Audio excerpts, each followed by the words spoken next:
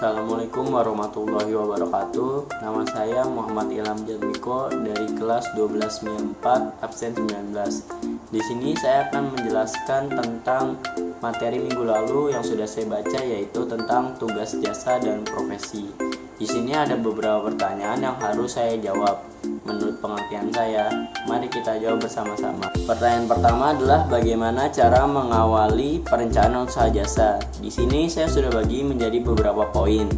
Yang pertamanya adalah deskripsi bisnis atau menentukan bisnis apa yang akan kita jalankan ke depannya agar tidak bingung di tengah jalan. Yang kedua ada strategi pemasaran dalam perencanaan usaha. Strategi pemasaran ini sangat penting karena agar usaha kita terus tetap berkembang dan diketahui oleh banyak orang. Yang tiga adalah analisa pesaing yang menjadi komponen perencanaan usaha. Dengan menganalisa pesaing kita jadi mengetahui apa keunggulan dan kekurangan produk yang dimiliki oleh pesaing agar kita bisa meningkatkan produk kita lebih baik. Yang keempat ada desain pengembangan agar kita bisa memvariasikan produk kita supaya tidak kalah dengan pesaing. Yang kelima ada rencana operasional dan manajemen agar kita dapat menentukan keuangan dan kebutuhan yang diperlukan oleh bidang jasa kita. Yang keenam ada rencana pembiayaan agar kita dapat menentukan berapa banyak biaya yang harus kita keluarkan untuk menjalankan bidang usaha jasa ini. Pertanyaan kedua, apakah pengertian profesional dan sebutkan ciri dari profesional? Menurut saya sendiri, profesional adalah orang yang menjalankan profesinya sesuai dengan keahliannya dan sudah memiliki keahlian di bidang tersebut atau menguasai materi dari bidang tersebut. Ciri-ciri profesional ada banyak, salah satunya memiliki kemampuan dan pengetahuan yang tinggi tentang bidang yang dijalani, memiliki tanggung jawab profesi dan integritas yang tinggi, dan memiliki jiwa pengabdian yang tinggi terhadap bidang yang ditekuni. Pertanyaan ketiga, sebutkan ciri produk jasa. Yang pertama, tidak berwujud tetapi dapat memenuhi kebutuhan konsumen. Yang kedua, proses produksi jasa dapat menggunakan atau tidak menggunakan bantuan. Yang ketiga, suatu produk fisik. Yang keempat, jasa tidak mengakibatkan peralihan hak atau kepemilikan. Yang kelima, terdapat interaksi antara penyedia jasa dan pengguna jasa.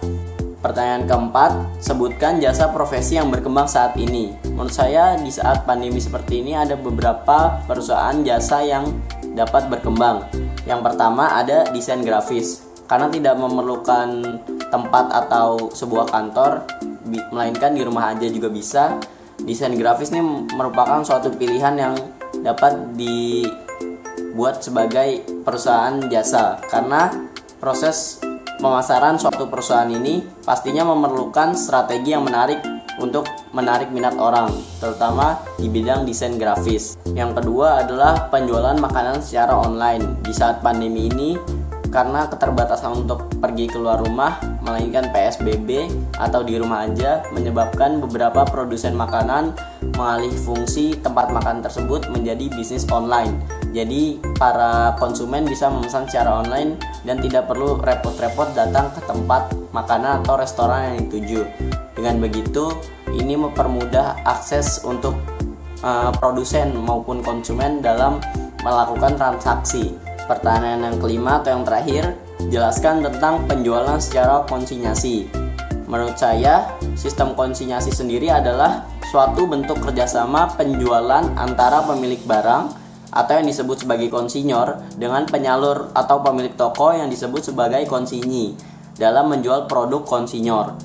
Bentuk kerjasamanya adalah konsinyor menitipkan produk untuk dijual kepada konsinyi melalui jalur penjualan yang dimiliki oleh konsinyi, dan konsinyi akan membayar kepada konsinyor untuk produk-produk yang terjual, dan biasanya detail tentang kerjasama tersebut dituangkan dalam suatu perjanjian tertulis. Gambaran mudahnya adalah jika kalian memiliki suatu produk atau barang tapi tidak tahu bagaimana cara menjualkannya, bisa dititipkan secara toko. Nah, kalian itu sebagai konsinyor, sedangkan sama pemilik toko ini sebagai konsinyi. Jadi kalian titipkan barang kepada konsinyor untuk diperjualkan, lalu konsinyi ini akan menjualkan atau pemilik toko itu akan menjualkan barang yang kalian produksi, dan hasilnya akan dibagi rata sesuai perjanjian di awal. Menurut saya itu saja yang bisa saya sampaikan, kurang lebihnya mohon maaf. Terima kasih dan sekian.